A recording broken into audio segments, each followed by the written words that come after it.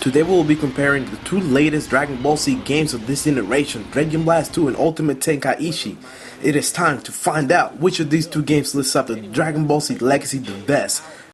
Honestly, can we really say Raging Blast 2 has a story mode at all? Raging Blast 2 is the first Dragon Ball Z game in years that does not have, in any sense of the word at all, a story mode. Instead, it has what they like to call a Galaxy mode. Galaxy mode is a gameplay mode in which you choose a character from the many Dragon Ball Z characters in the timeline, fighting around like 10 specific fights for them to unlock another character or gain power-ups. In the battles, characters may say things relevant to the story in the background, but essentially, unless you have watched all Dragon Ball Z before, you will be lost and have no idea what they are talking about. Essentially, you use fight, and that's all you do. And you just read in the background or listen in the background to what they have to say, and none of it will make sense unless you're familiar with Dragon Ball Z. Ultimate Tenkaichi, on the other hand, covers Dragon Ball Z from the start of the Saiyan saga to the very end of the GT saga. Somewhat. And we will get into that a little later. You get to play the different Dragon Ball Z characters throughout the story and take part in the epic battle for the fate of the universe. The story mode has mini games and giant boss battles against the likes of Great Ape Vegeta and Metal Cooler. The game also has a few parts with remastered HD scenes from the anime I played, but like I said, these are few. Added on to this, the game offers an extra story mode called Hero Mode, in which you take the role of a Saiyan character of your creation and play with him to save your alternate universe, Earth, from an unknown villain. Honestly, Ultimate Tenkaichi takes the cake here easily. It has a story mode, what Raging Blast 2 doesn't. Raging Blast 2 is a direct sequel to Raging Blast, the very first 3D Dragon Ball Z fighters in the next generation. The gameplay offers a lot of freedom in which you can fly around pretty much anywhere on the map without any restrictions, freely using your super moves or ultimates like Kamehameha, Special Beam Cannon, Garlic Gun, and such and such and such. The game also offers a combat melee system with decent depth, which doesn't take long to get used to, but can be very creative and effective when you get around to learning it. Overall, it's a pretty enjoyable fighting experience in which it gets pretty close to the Dragon Ball Z feel. Ultimate Tenkaichi, on the other hand, introduces a completely new gameplay fighting engine and completely new game fighting style that is quite restricting, I must say. You're either stuck in melee range or blast range. While in melee range you can only do regular punches, and while in blast range you can only do ki-based attacks. Most of them are weak. The game only has one attack button without any extra depth, and one button to break guard. Once you go into the reaction mode, you play paper, rock, scissors without the scissors. And if the opponent doesn't match what you pick, you can continue with your combo, which in other words is just like a movie that lasts a few seconds, after which you click one more button, then watch a few more seconds of the movie, after which you click another button and watch a few more seconds of another movie, and then the animation ends. So pretty much you watch a few seconds, click one button, watch a few seconds, click one button. You feel like you're not really doing anything on the controller. There is very little room of freedom for movement, especially in melee range. Your characters move very slow. All of them have exactly the same movesets, and you can't go back into blast range without using up your ki energy. The gameplay itself is a mini game of luck and strategy in which you watch pretty anime scenes that repeat themselves so many times that you get bored of them after a week because they are the same for all characters. You also cannot manually dodge far away, execute a supers or ultimates by just moving out of the way unless you have the ki energy for it. You are forced to take them head on each time. Supposedly the battle system was developed to stop spamming, but honestly, in my point of view, in my belief, they took it a little bit way too far. Raging Blast 2 clearly wins this area with very little effort, as the gameplay is actually depth and not just like a pre-packaged movie. Honestly, there is not much to discuss in the area of graphics because both games are pretty similar in this area.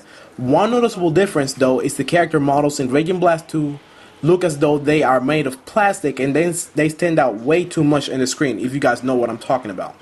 That is corrected in Ultimate Tenkaichi, where characters blend in and they don't look as if they were drawn on top of the stage. The damage you can see on the characters and clothing wear from the fight is more noticeable in Ultimate Tenkaichi as well. However, in Raging Blast 2, characters do have more custom spare characters, so that is a plus. And with the free flying fighting anywhere on the stage without pre-recorded fight sequences like in Ultimate Tenkaichi, which look like they just came out of a movie, what you see in the battle actually looks more unique because you're actually performing it yourself and not just watching something that was pre-recorded and just stapled on there. Whereas in Ultimate Tenkaichi, all pre-recorded fight animations is the same flow of characters, and although pretty, and they catch a Dragon Ball Z feel because they are pre-recorded and you don't have anything to do while they're actually taking place, it would have been much better if the player actually took any part in the action and actually had something to do with the way the game looks, and not just a movie watching it. But Ultimate Tenkaichi does add a mild environment destruction. However, most of the environment destruction is only seen during the pre-recorded fight scenes and disappear right after, or are left permanent on the stage once a super or ultimate is fired. Keep in mind though, that whatever crater or scar on the stage that is left from a super or ultimate, it is permanent. The game, once the animation for the ultimate or super is gone, and it's ended, if you were right on top of the crater, for example, the crater will just automatically just appear in the background. Automatically places you on top of it, for example. So if the crater just happened, the crater is right below you. Past a few seconds, the crater will only appear in the background. So the crater or scar left on the battle is only an addition to the picture in the stage's background, and you cannot actually interact with it. So environment destruction, in another sense of the word, is just fake because you cannot actually get into the crater or the scar or actually fight in it. It just appears in the background. Both games got their ups and downs over the other, so they're pretty much even in this area. There's a very big difference with the two games in the character roster. Raging Blast 2 has over 60 characters, without counting transformation, displaying characters from the very start of the Saiyan saga to the very end of the Buu saga, and plenty of Dragon Ball Z movie characters. Comparing this to the lousy roster of 41 characters without counting transformations that Ultimate Tenkaichi offers, we can already say Raging Blast 2 wins here. However, we need to criticize Ultimate Tenkaichi a bit before we move on with how it leaves out many important characters in the anime, such as Goten, Kid Trunks, Cooler, who also appears as a giant boss but doesn't appear as the actual playable small body, and it only offers Ultimate Gohan but doesn't offer base Adult Gohan, Super Saiyan 1 Adult Gohan, or Super Saiyan 2 Adult Gohan, plus many other characters that should have been in the actual game that are not. Ultimate Tenkaichi goes as far as to give us Super Saiyan 4 Gogeta without giving us Super Saiyan 4 Goku or Super Saiyan 4 Vegeta to fuse into him. Honestly, it seems like a very random roster, and the very reason why the story mode has so many holes in it is because certain key fights of the story mode are missing because the characters are just not in the game. Now we can actually talk a little bit about the online experience. Online in Raging Blast 2 fixed many of the issues that online in Raging Blast 1 had. Specifically, actually, the most important punishing is the players for disconnecting in an unranked battle. In Ultimate Tenkaichi, people disconnect all the time, and there is no real punishment for it by adding 1 or 2 to their disconnection. So it actually tells you how many disconnections each person has. But half of the time, if they just like unplug their internet or something, it will not give them any disconnection penalty for it. It would just give him a number. The online freezes all the time during battles, where it will cause you to lose points and gain counted as a disconnection if you quit the game or turn it off while it is frozen, unless the other player does first. In other sense of the word, if the game does freeze, whichever of the two players that is playing the game online turns it off first is the one that will lose, and is the one that will be taking points off, that will have their points taken off, while the other one will just remain normal. So if a disconnection freeze happens, you gotta leave the game on as long as it takes. So for the other person to actually take it off first, and then you actually don't lose any points, and the other person does. So it is a very flawed system. There are regular server disconnections almost in every other battle, making it almost impossible to complete, for example, a world tournament online without some of the players being kicked out. The online in Ultimate Tenkaichi, in other words, is just terrible. It's a total mess. However, Ultimate Tenkaichi does have a character creation mode that allows you to create your own character in your own fighter with infinite possibilities. Right? Wrong.